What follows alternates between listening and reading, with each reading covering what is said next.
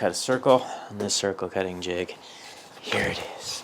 There's no holes on either side. This is the best bandsaw jig that I've come up with based on another design that I saw. The difference between this one and most of the ones that you might see is that this one doesn't put a hole in the center of your piece. And it's faster than the CNC, it's faster than doing it with the router, and a lot of other methods that I've done before.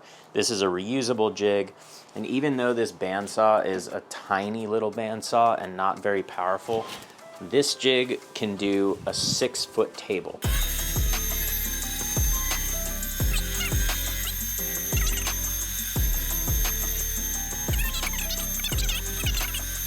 Has a slot for the miter slot to keep it from racking and to keep it straight. It has a little set screw to hold your adjustable sliding portion together.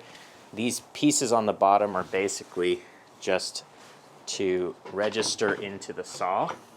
As you slide it in, you can see that it matches up. I don't know if you're seeing this, but it matches up with the edge of the table. The tooth of this blade is right on the center mark that you need.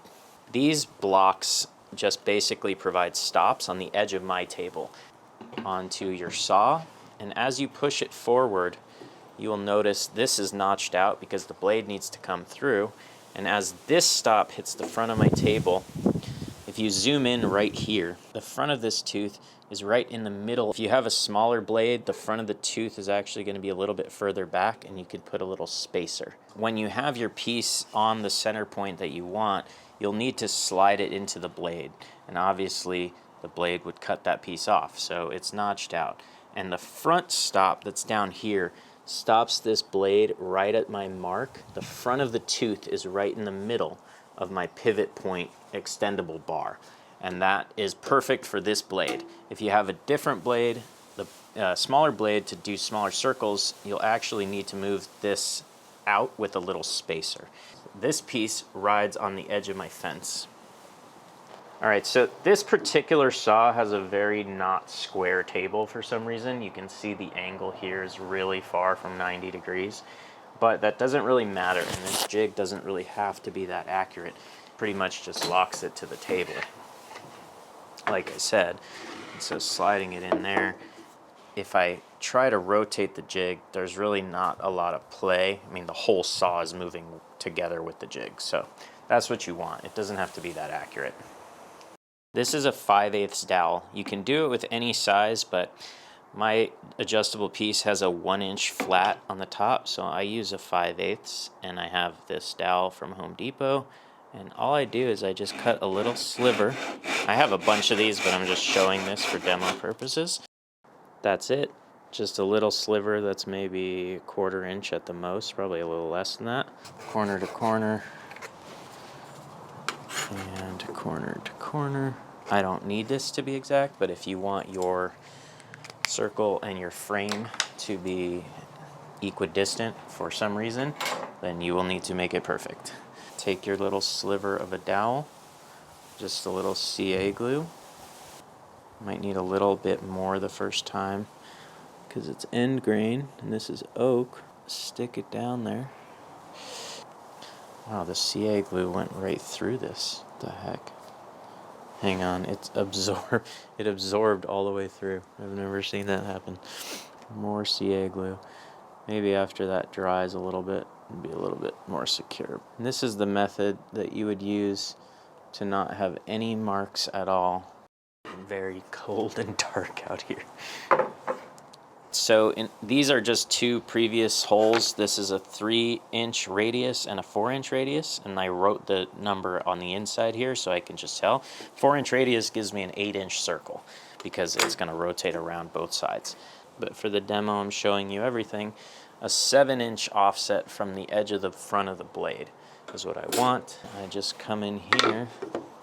This is the 5/8 bit that I've done before, and it fits perfectly with the sliver of the dowel.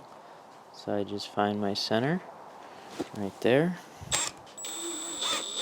So I drill down. You don't have to go too deep, but I usually go right about there. Actually, I'll go a little bit deeper than that.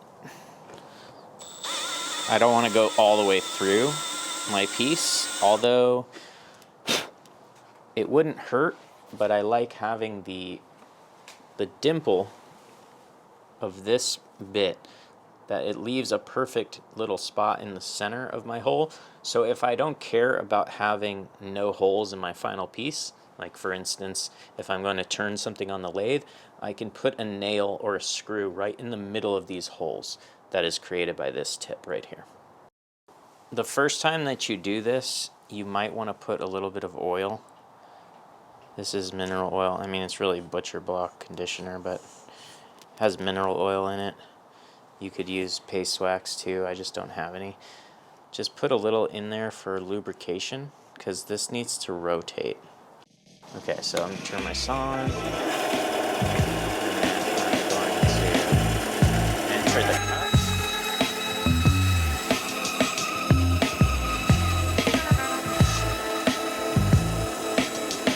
Okay, now once this hits, I know that my blade is in the right spot. Now I just have to do this.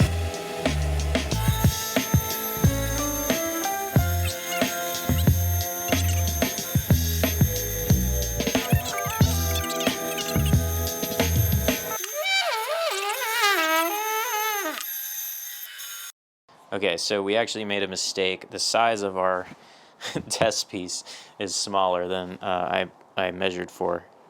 And so we're gonna make it 1 inch smaller. So a 12-inch circle is what we're going for. So I'm just gonna re-drill this hole so we don't have to do a bunch of stuff.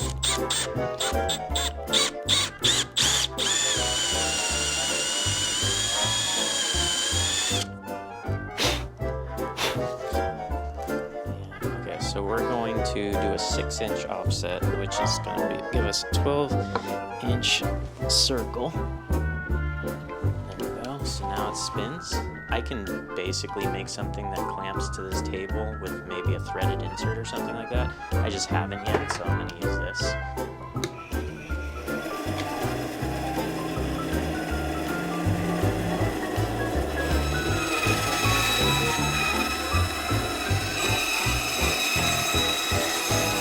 Okay, it's going to hit my stop.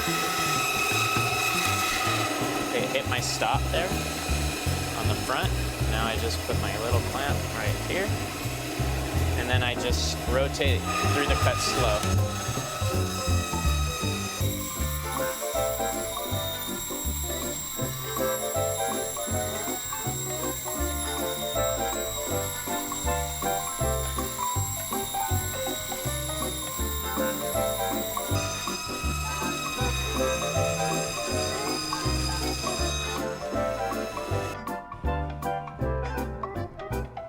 Yep, right on 12 inches. And now the best part, and the thing that makes this jig different, is that you can basically just pull up your tape with your little center finding bit, and there's nothing there. I mean, this is a dirty piece of wood, but there's no marks, there's no holes from a nail or a screw. And that is why this jig is good. There's a mosquito over here. Fuck you. Got a circle though. It's freaking cold out here. But if you cut a circle on this circle cutting jig, here it is. There's no holes on either side.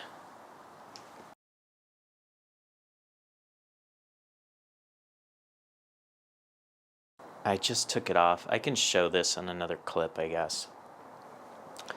This is a 12-inch circle. That's the one we just used. If you were to take this, take your finished circle and then use it again on this one, which is an 8-inch, that would give you a ring with the thickness. This jig works really well for general circles that are above 6 inches. This is a 3/8 inch blade from the back of it to the front of the tooth, and 6 inches is what you can get away with. This is a 6-inch circle that I cut, and this is the relief. You can see all this burning on the inside.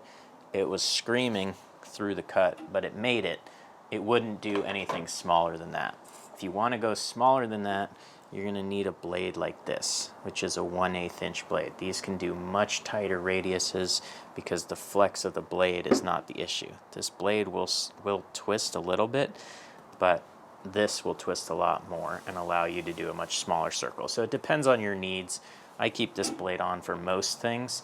I'm going to switch to this blade to cut a few small circles for preparation on the lathe. I have these prepped. These are a little bit smaller than 6 inches. And where's the hole, man? There. I wouldn't be able to make this turn with that blade. It will start binding the saw, especially because this is hardwood. You can do pretty thick stuff as long as you have the proper clearance for your blade. But hardwood, 8/4 in a tight radius is not going to fly. So those are the limitations of it. But like I said, you just change your blade to that one, and I'll show you that another time.